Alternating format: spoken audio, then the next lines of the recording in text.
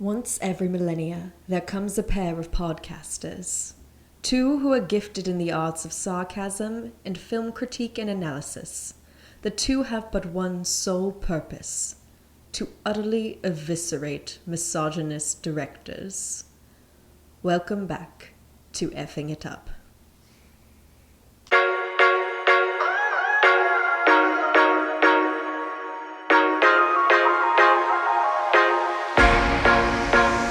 Welcome back for our listeners. It's Joss Whedon Day! Our favorite holiday in the whole world, right after Christopher Columbus Day. I don't know. Really, at least Christopher Columbus oh, wait, I guess I can't say that. This ain't about him. This ain't about him. If you didn't guess from our intro, this week we are talking Buffy the Vampire Slayer, one of the early Joss Whedon shows. I think it preceded Firefly, if I'm correct. I want to say you're right. I think it started before he started Firefly, and then it was going simultaneously with Firefly at one point. I think he was running like three different shows at a time. Yeah. At the same time at one point. So he had a lot of balls and a lot of courts. Some might say too many balls. Too many. Too many of them. Too many. Maybe two less would be good for a lot of people. Anyway. Oh gosh.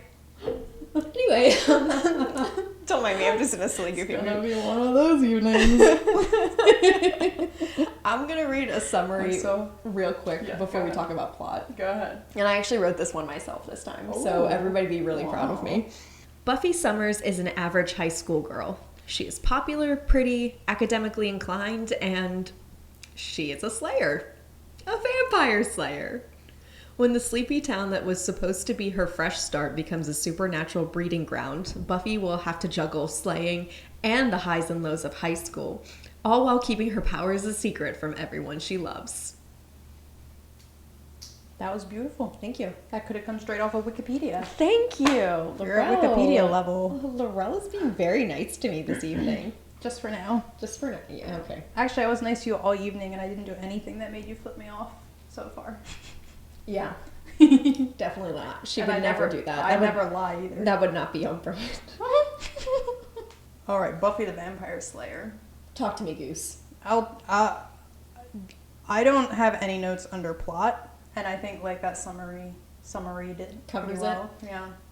Did you watch both parts? Because if anybody else has watched this show, you'll notice that the pilot episode ends with a "to be continued," so it literally ends on a cliffhanger. Well, as I was saying before we started rolling, I watched this episode a couple weeks ago, and I took my notes then, and I'm going to struggle to remember any of it now. But I did watch both the first two. I don't really remember what happened in the second one. I know it answered a certain question that I had about one of the characters, which we could talk about. Okay. But other than that, it kind of meshed together in my mind. Yeah.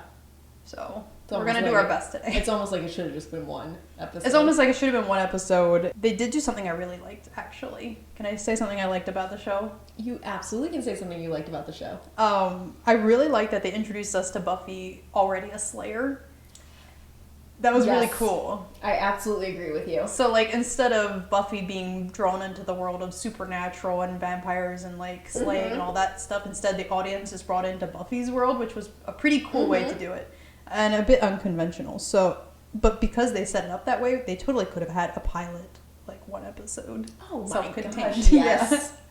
Would have been so easy. Yeah, because you didn't need to waste all that time on, like, the hero gets the powers, the hero learns the powers, the hero discovers the prophecy, all that stuff. Which definitely, that was already done. Which definitely brings up the question, so what did they waste their time on? I know, and I can't remember. This was 2 weeks ago. What did they waste all that time on? Honestly, I watched it, like, a couple days ago, and I couldn't tell you. I know. I swear it's, like, just a void in my mind now. I just watched the first episode because, again, it was the first episode. Yeah. I could remember the Yellowstone pilot better than this. And that was longer ago, and I hated that. That's not good. That's not a... Guys, that's not a good sign. It's not a good sign. I really thought I was going to actually like this a lot based on the fact that I like Firefly, despite Joss Whedon being a little toad. Yeah. But I was just kind of Kind of meh. Kind of meh. I liked it better than Firefly. Oh. Mostly for the reasons I think that it is a female-centric story. Mm-hmm. So there's not as many opportunities for like characters like Mal and Jade to be awful. I wouldn't. We can jump into characters a little bit. I was gonna say I wouldn't put it past Whedon to find a way. He can find a way, but I was pleasantly surprised. Like, yeah, Buffy's like pretty cool. Buffy's fun. Like the other girl characters are fun, and Giles is great. Yeah, he's all right. I was like, oh, unproblematic? Question mark? That was literally my like. He seems okay. He seems good, and then I don't want to trust him. We're talking characters now. Yeah, we're talking characters. We're talking characters now. Can we talk about Xander real quick and then go back to the beginning? Yeah. I will literally, all I put for my notes was, he was a skater boy. Literally, because he's just introduced as an idiot on a skateboard. Oh my word. I think this was in the second episode, but I quickly decided I did not like Xander. Did you like Xander? Oh, no, not even a little bit. Oh my word, he's so... Ugh. I know we throw this word around a lot, but he gives very strong incel vibes. Yes. And I think in the second episode, they're like coming up with a plan to fight the vampires or get their friends back or something. I kind of forget. Mm-hmm. And like, oh my word. See, I'm not going to remember exactly because... But basically, they're all having their little plot or something, and Xander either asks, what should I do? Or in some sort of a situation where he asks what he should be doing, and Buffy's like, I got this, or whatever. Yeah. And he's like, something like, oh, like, you know, just tell me you know. He makes some big deal out of it, but like as a joke. Yeah. But it comes across really just skeezy to bring back that word. Yeah. And it's such like an incel thing, like it bothered him that, you know, he couldn't be the man. He couldn't be helpful. But he had to make a joke about it. Well, it wasn't even about being helpful, it was about being like the man. You know what I mean? Oh my gosh. And it was such like a... Maybe I should have watched this. Again, just gonna say it was just like an incel moment. And then you wanna know what I found out that I really thought was funny? What? So I watched these episodes and then I was like, ooh, Joss Whedon, I'm gonna go on this little Joss Whedon rabbit hole. I think I told you I went down a Whedon rabbit hole. Anyway, it's a terrible rabbit hole to It's go a down. terrible but fascinating rabbit hole. We're gonna have to talk about the rabbit hole I went down on when we get to other. Oh, I'm so excited. Don't be. Not good. Oh no, but apparently Xander was like his self-insert character. Where like he's like the boy that all the girls want to be friends with but aren't dating. That's what he said about Xander, and I was like, okay. It makes sense now. Anyway, sorry. What did you want to say about Xander? Well, I was gonna say that, and remember, this is my opinion after just watching the very first chunk. Did not watch the to be continued part. Yeah. I was like, oh, it's just kind of a moron. Yeah, he is. I was like, he didn't really overtly bother me that much because I was like, because he's so dumb. Yeah. he kind of reminded me. I think at Xander's best, he could have been a very Chandler Bing type. You know, like very dry, very witty, the friend character, like down on his luck. Yeah, I could not see the that. ladies' man. No. Like he could have, at his best, he could have been Chandler Bing, but because he was written by Whedon, that was not possible for him.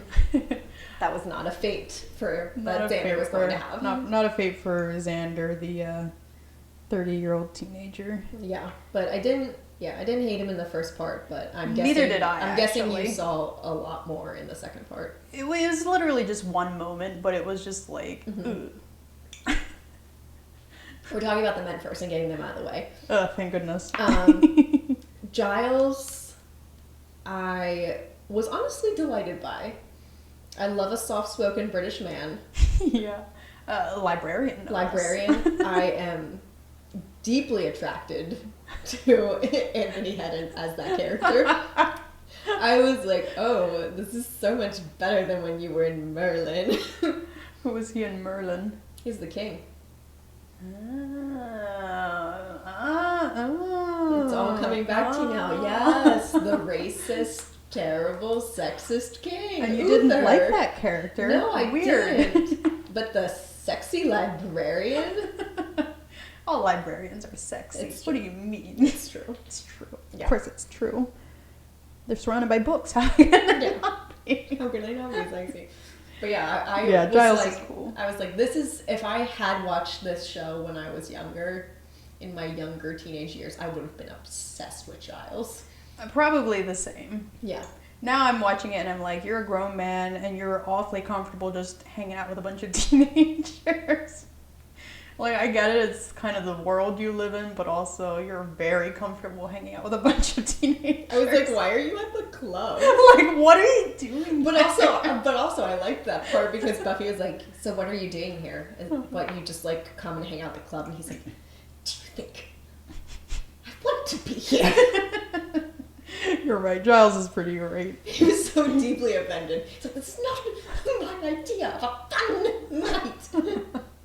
It's not mine either, coincidentally, but I could have told you that. you could. I did not watch that scene and go, God, I bet Lorelle just wishes she was there. Only when it was in the library did I wish that. Yeah. And only when the library was empty.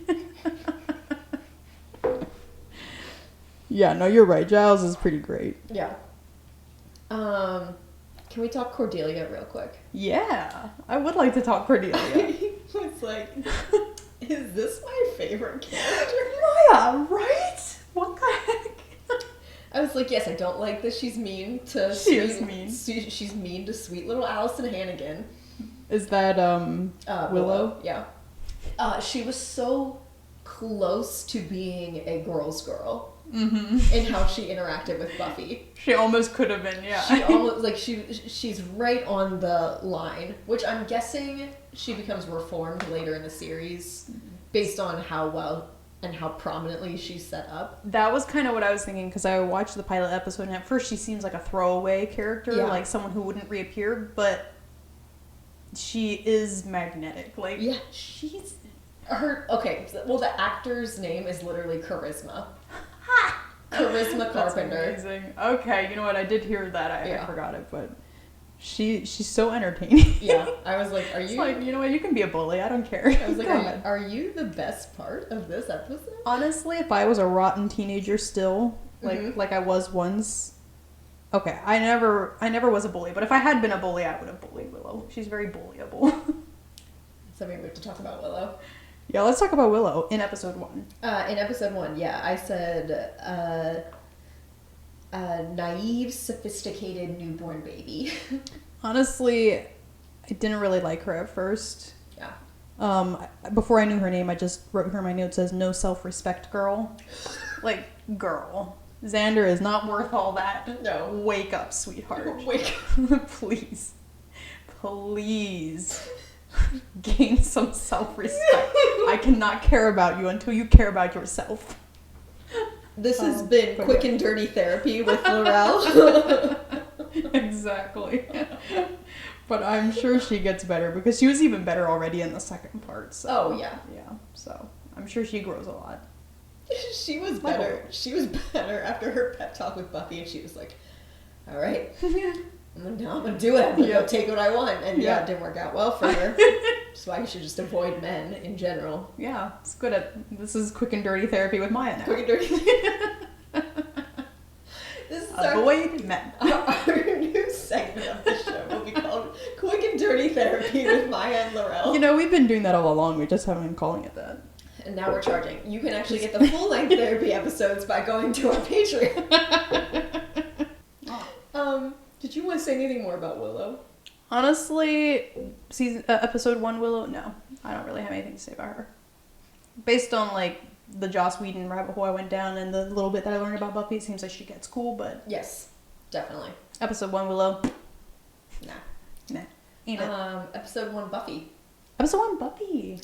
I really liked her. Girl crush. And, girl crush. I really like Sarah Michelle Gellar's performance. She's also just very electric and I love how snarky she is. Yes, she's very self-contained. Yeah. And also the way she talks just scratches a little itch on my brain. Mm-hmm. I know what you mean. I'm like, more Sarah Michelle Gellar, please. Yeah, and like, I could believe her being a teenage vampire slayer. Yes. She made it somehow so believable. I know. Like, I believe that she would kick a vampire's butt. Yeah. And then, go to a party. Yeah. She was like, sorry, I want to focus on my classes. Like, excuse me for being a teenager. For being a high schooler. I will say, that's, I think, what made this concept extra fun. Well, like, apart from Sarah Michelle Gellar's performance, is the idea of, like, you have this fantasy world of supernatural, like, crime fighting, and then there's high school. Like, it's the Peter Parker superhero story, and it's really fun seeing a teenage girl have that arc. Yeah, she's literally just a teenage girl superhero. Yeah. In the 2000s. That is a bit revolutionary in a way. Like, I can't really think of many other refusing to give credit to Whedon, so I'm just going to say anybody else who worked on this. Yeah. Ready to talk atmosphere? Yeah, I'm ready to talk atmo. Can I talk about the editing in terms of atmosphere? Yeah, I feel like you're going to say mean things. Oh, you're darn right I am. All I put is, in all capital letters, stop with the crossfades, Whedon! Yeah, they're weird, right? I was like, I know it's a pilot, but the editing makes it look and sound like the projects I made in iMovie when I was 15. Mm-hmm. Which makes sense given that Joss Whedon has the personality of a 15-year-old boy. But, that's mean to 15-year-old boys. That's mean to 15-year-old boys. But, like, there were a lot of points where I'm like, again, I know it was the pilot, but, like, the sound was off. Like, the sound didn't match up to what the actors were saying. Like, it was what do they call that? The post sound. Yeah, like where they put it in over top, whatever that's called. Yeah. Yeah. I was like, it's a little weird. This is bothering me. It's bothering me a lot. It's a little patchwork. Yes. A little patchworky, yeah. And I'm like, yeah, I get that that's part of the charm of Firefly, but this isn't Firefly, so we need You're right. We need to get our shit together here. It maybe works a little better for Firefly because it's like a decrepit dusty, wasteland. decrepit wasteland. Yeah, exactly. This is a high school in the early aughts. Like, it's a little better. And vampires are supposed to be classy, right? Yeah. I agree. I thought that the visuals were kind of like, you were talking last time about the contrasts. This one I thought was kind of lacking in contrast. It felt very gray. Yep.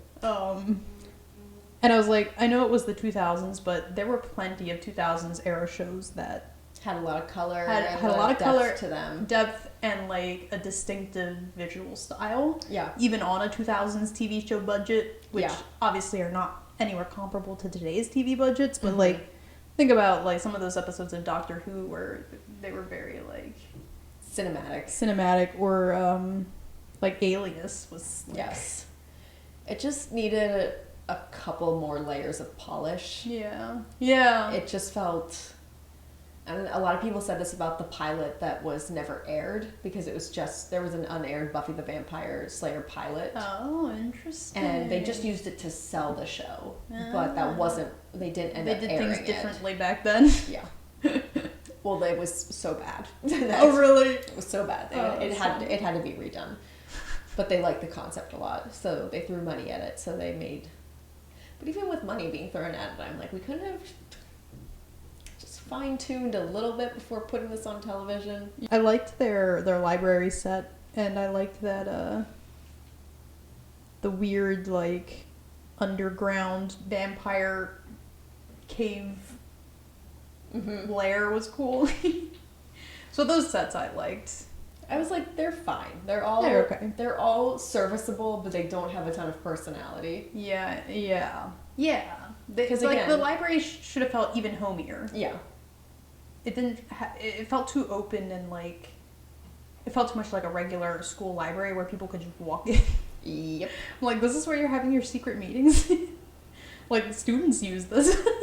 Someone comes in looking for a book and they're like, get out! Get out! We're saving the world! Like, episode 1, Buffy shows up at a new school and immediately, like, 3 or 4 new students know that she's a vampire slayer. Yeah. I really love that she just drops her wooden stake in the hole. That reminds me, it's so funny, like, whenever she needs a wooden stake, she just freaking rips something out. I'm like, what the heck? If I grabbed the chair leg and yanked this, I would just move the chair. She's just there prying wooden stakes out of every, like, wooden furniture in the vicinity. I mean, she does have super strength. It's true. It must be one of her slayer abilities. Yeah. Still, it's like perfect stake every time. Like, okay, not to just keep going on about this, but like, if you tried to rip a wooden leg off of a chair, it would break at the joint, like a flat break, you know? I forgot you're not damn carpenter. All right. Well, do you have anything else you want to say about atmosphere? Just yuck. It was fine. Yeah, it was fine. Again, it was serviceable. It was cool. It was okay. It wasn't as cool as like Dark Angel or Alias or some of those other like older shows that was alright. I really think that the actors were carrying the show. Mm-hmm. You're very At least right. in terms of the pilot episode, that was the impression that I got. Specifically Buffy and what was her name again? Cordelia. Mm-hmm. Those were the two that I'm like, I would watch the show for them. Yeah. I'm like, they're doing everything. The writing isn't great. The sets are boring. The costumes are boring. Mm-hmm. Like, it's all very serviceable and it's fine. The visuals are not spectacular. I think another thing, I don't know where this would fall under, but like the vampires are very black and white evil vampires. Yes, There's no nuance there, which is I mean, I guess like, you get like Spike later. I know Spike is like a vampire who's like a romantic interest for Buffy, so. Ew. But sorry, that just came out. I don't know where that came from. But anyway. I do. But yeah. There's just no nuance in the characterization of the vampires, which is kind of not as interesting as it could be, I guess, in a way. Which I think it does get more interesting later on, but again, we're just going off of the pilot episode here. Yeah. I will say what I really liked, and I forgot, I want to say one more thing that I really liked about the show. Yeah. I loved in the very beginning when the guy and the girl were walking around the school, and you think this guy is so creepy and so skeezy, and like, and you're right, he is, and you think he's gonna turn around and something bad's gonna have happened to the girl, and then all of a sudden she bares her teeth and just that was get it, girl. Chef's kiss. I really loved every part of that twist. Yeah, that was cool. It scratched a little itch in my brain. You're right. No, that was a good moment. Yeah. Okay, let's talk about what I hate now. Oh boy, I cannot wait. You said you're gonna go down a rabbit hole in other. Yeah. I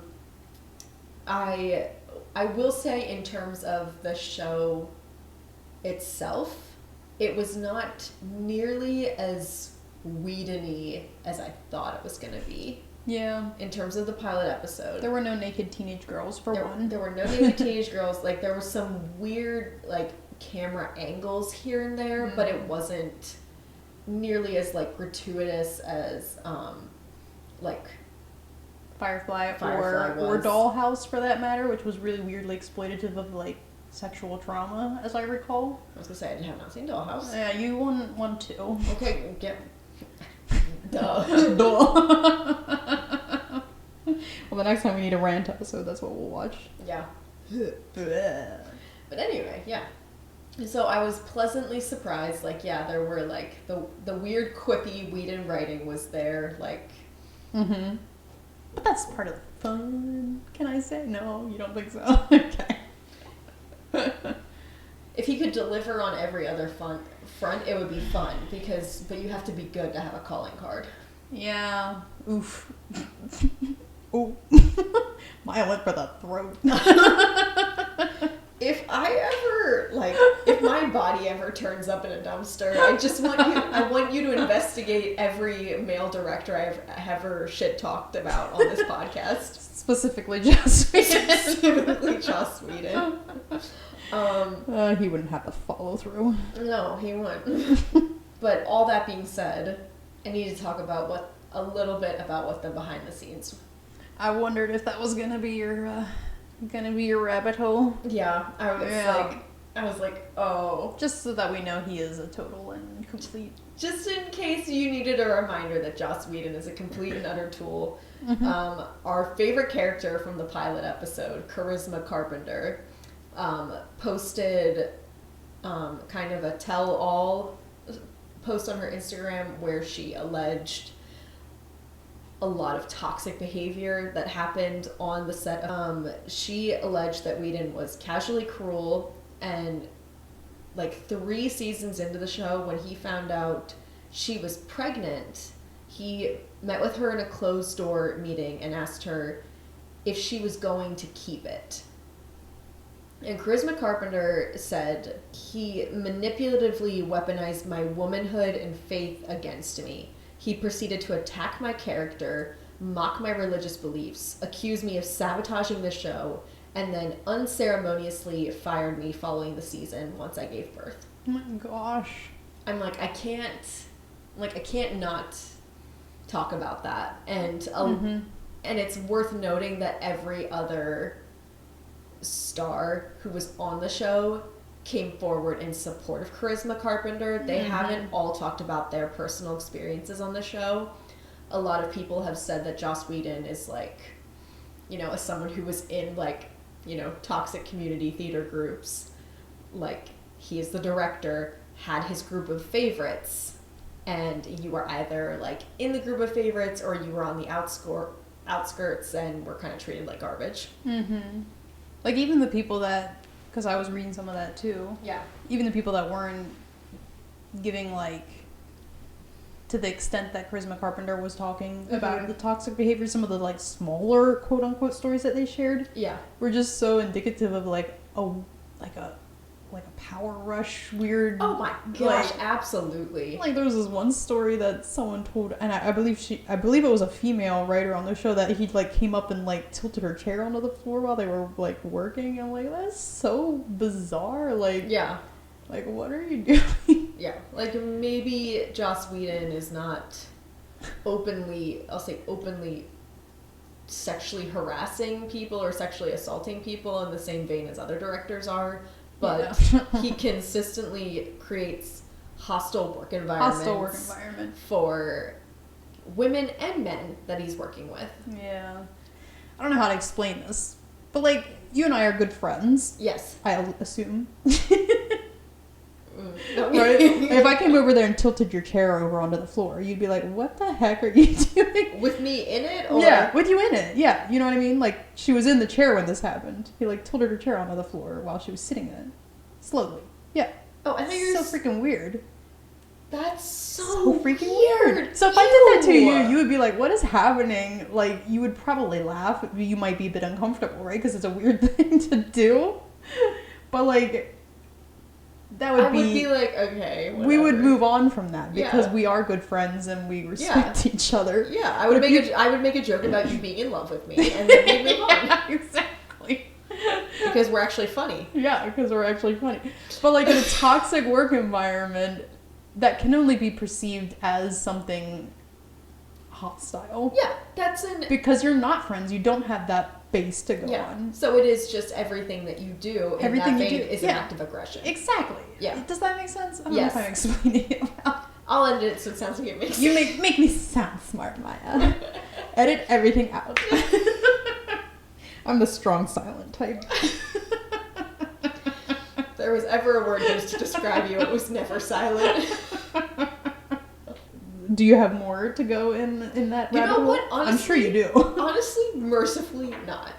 I kind of ended it there. I was like, the Charisma Carpenter is a great example of kind of like arguably the worst story I think that came out of everything, but it's just indicative of a larger problem, which is that Whedon is a talentless man-child. Wasn't that also the same set where like the cast basically decided that Joss Whedon could never be in a room alone with the one underage female performer? Yeah. And it was never...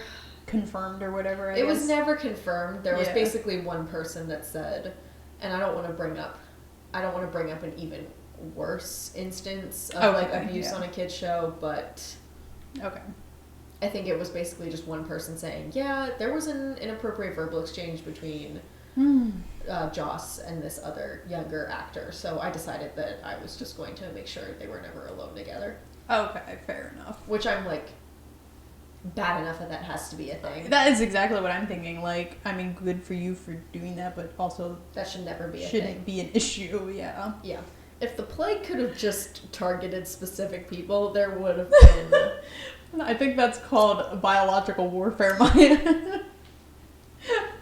Maya. Maya moves to Hollywood. The first misogynist man makes one slightly creepy pass at her, and she goes on a murder spree. Ethical euthanasia is the only option at this point. They must be put down. Yeah. This is my Dexter origin It's story. not murder. I feel, you know what, as terrible as it is to talk about, I always feel very cathartic after we talk about how awful Joss Whedon is. I kind of hate him a little bit now. No. If I saw him in a dark alley and I was driving a car... This is not a confession. You cannot use this in a court of law. No, I was saying I would think about not stopping. Oh, okay. So it would be premeditated. You saved it. Premeditated not murder. Premeditated not murder. So therefore, premeditated narrowly avoided murder. Yeah, I thought about it. I didn't do it. I was thinking about it. I have to be honest, like, for this show, though, like, I knew I didn't really like Joss Whedon going into it. Mm-hmm. But, like, him, apart from that, because I still do like Firefly. Yeah. So removing him from the equation, I really thought I was going to like it a lot. Just because it seems like it would tick my boxes. Yes. And I was honestly just kind of bored. I was too, and it felt, but again, I think you're right, it felt like I should really enjoy it. Yeah, it's weird, and like, I know people love it, and it was like this formative show for a lot of people. Yeah. And like, the cast is great. Mm-hmm. I think for me, a big part of it is just like the black and white vampires I just don't really find compelling. Yeah. Because they're just basically an evil faceless force at that point. You can kill them and it doesn't mean anything. Yes. Yeah. There's no pathos in killing just a demon, essentially. Yeah, and I could make the argument that it is different later in the show. Yeah. But again, if you're watching the first episode, you don't freaking know that. You don't know that. Yeah. They're not portrayed that way whatsoever. It doesn't feel like they were meant to be that way. Mm-hmm. And some of the writing was weird too, like the dialogue. It was so weird. Yeah, like I guess Joss Whedon was still in his early years, because I do think he has written some stuff that's at least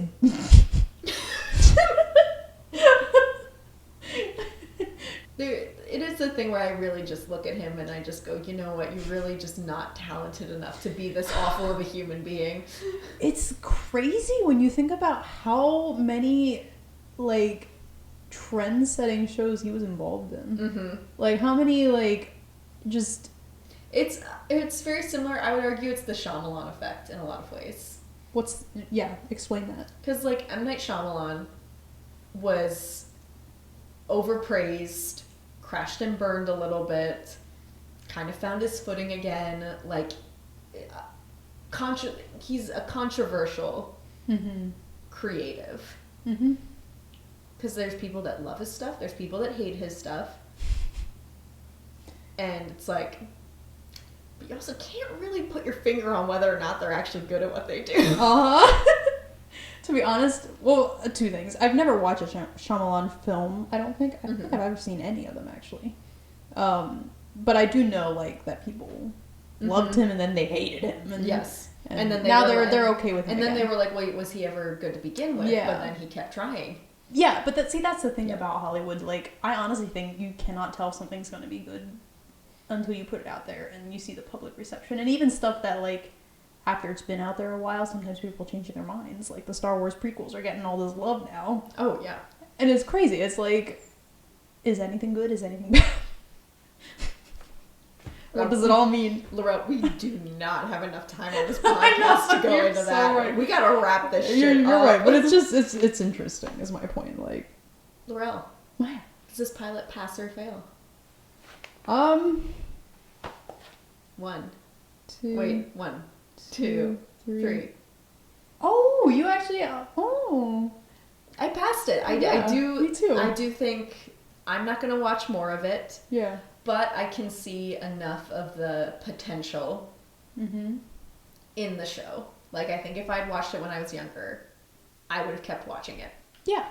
Guys, thanks for tuning in once again. Just a reminder, these are all just our personal opinions, except for Joss Whedon. That's just truth and fact. Yeah, and correct. You should hate him with us. You should hate him. That's a fact. Yeah. But again, you can still watch his stuff. Just practice death of the author and try not to give him any kind of money. And for God's sake, if a man shows up and says, I have a pilot, I want you to produce, say no. Don't give him money. He must be cut off. Treat him like your drug addict uncle that you would not give money to because you know what it's going to go towards. We just ask that you exercise that same caution if a man looking like Whedon would approach you for money. Anyway... Joss Whedon needs to be cut off. I can agree with that. He needs to be cut off. But if you enjoyed Buffy the Vampire Slayer, Lorelle and I can definitely see why. The cast is incredible. Again, that's probably all good. It's a good concept and the cast is incredible, and that's the only good things we can say about it. But basically, yeah. Thank you again for tuning in and hanging out with us. We're getting close to the end of the season, so if you have things you want us to cover next season, let us know. We're going to finish up the season and then we're just going to go right into recording season 3 for you all, and we'll release it in January. But if you would like us to do anything different, please let us know. And as always, keep it feral. Bye, guys.